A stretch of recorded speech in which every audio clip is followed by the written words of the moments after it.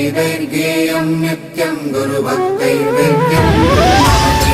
महादेव महादेव महादेव हर हर हर महादेव महादेव महादेव हर हर हर महादेव महादेव महादेव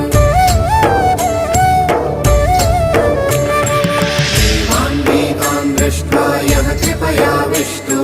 विषपानम् अपि कृत्वा सितकण्ठो जातः त्रिपुरं विविधे युद्धे दुर्भेद्यं सर्वैः तं वन्दे सर्वेशं देवैर्हृदि जातं महादेव महादेव महादेव महादेव हर हर हर महादेव महादेव